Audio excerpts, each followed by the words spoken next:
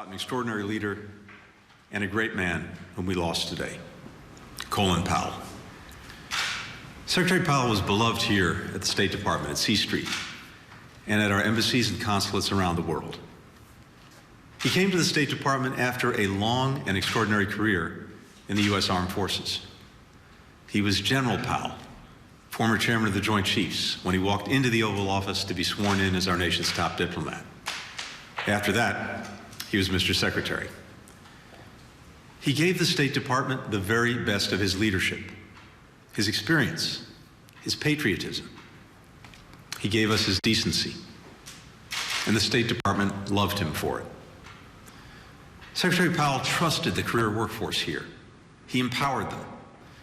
He made sure that the desk officer who knew a particular country or issue most deeply was the one who got to brief him or the president. He told his staff that they didn't need to worry about getting him fancy lunches. Hamburgers and hot dogs were just fine. When he hopped onto the elevator, he'd pull others on with him. He didn't bother with formalities.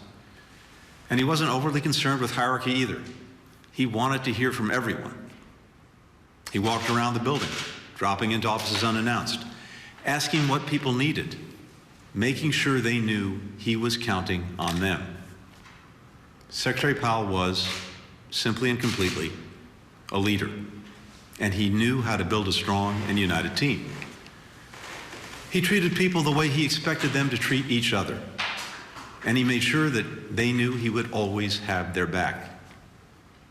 The result was that his people would walk through walls for him. Secretary Powell's career in the U.S. military is legendary.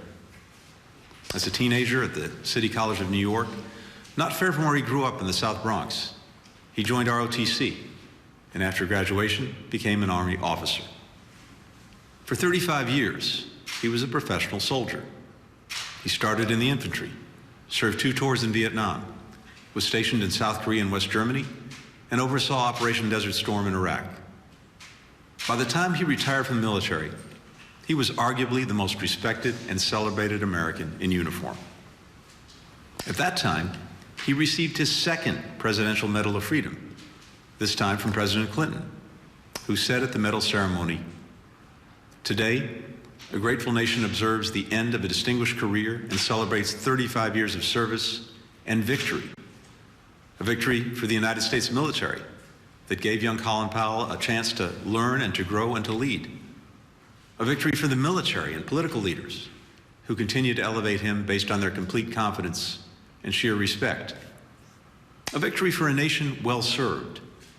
And in a larger sense, a victory for the American dream, for the principle that in our nation, people can rise as far as their talent, their capacities, their dreams, and their discipline will carry them."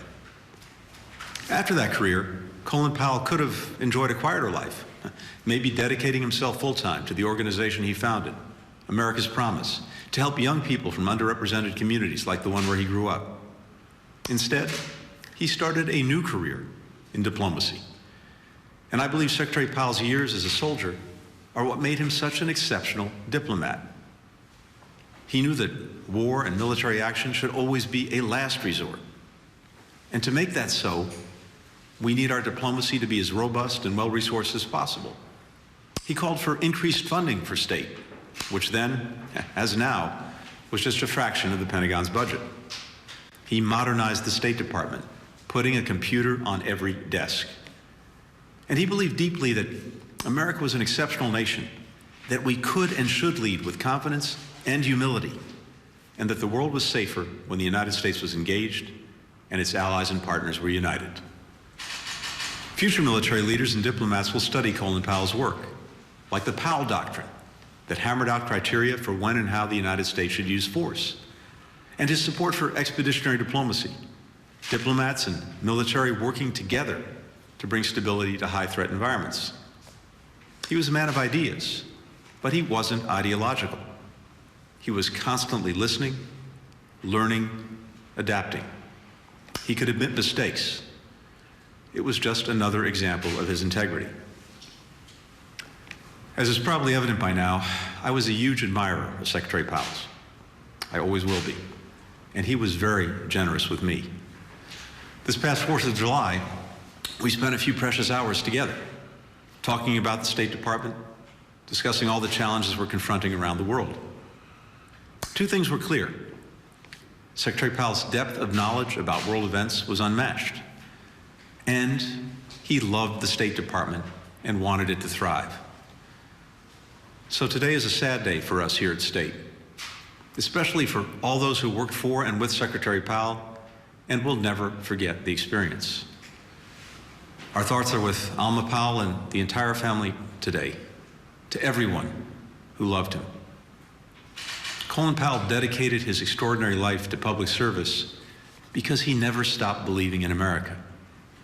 And we believe in America in no small part because it helped produce someone like Colin Powell. Thank you, Mr. Secretary. Hi, everyone. George Stephanopoulos here. Thanks for checking out the ABC News YouTube channel. If you'd like to get more videos, show highlights, and watch live event coverage, click on the right over here to subscribe to our channel. And don't forget to download the ABC News app for breaking news alerts. Thanks for watching.